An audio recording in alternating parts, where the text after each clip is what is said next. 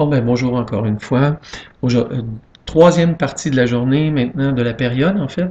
Ce que nous allons faire, c'est que nous allons fabriquer une pièce, celle qui va se trouver à être utilisée pour obstruer le trou. Et pour faire ça, maintenant, je vais aller chercher un rectangle que je vais déposer quelque part. Donc, je dépose mon rectangle ici. Et ce rectangle-là, je vais lui donner les dimensions de 80 mm, point virgule, 80 mm. Fait que vous voyez, ça a fait un carré.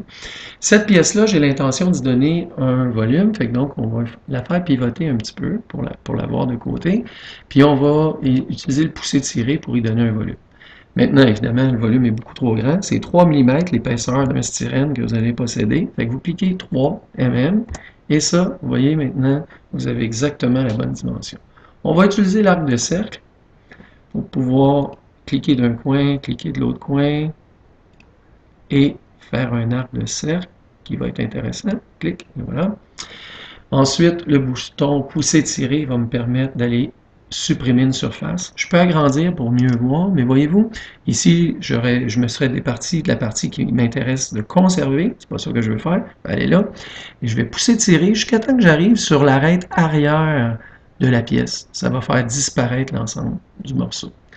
Je vais utiliser le cercle que je vais mettre ici. Il ne faut pas oublier que les cercles qui vont apparaître, la dimension, c'est le rayon. Fait que donc, dans notre cas, on voulait avoir un 20 mm de diamètre. Fait que donc 10 mm pour le rayon. Et voilà. Je fais la même chose. J'utilise le pousser-tirer pour pouvoir aller me débarrasser de la pièce. Je m'en vais m'arrêter sur l'arête arrière. Ça disparaît. Et on a notre pièce. Donc, je peux utiliser ici ma main pour lever et bien voir une sélection, sélectionner l'ensemble de cette pièce-là. Quand j'ai sélectionné la pièce, maintenant, bouton de droite pour aller faire créer un groupe. Ça va me permettre de déplacer cette pièce-là sans l'endommager en tirant sur une arête ou une partie de cercle, peu importe. Donc maintenant, elle est gelée. Je ne peux plus faire rien. Je suis plus capable de dessiner sur cette pièce-là.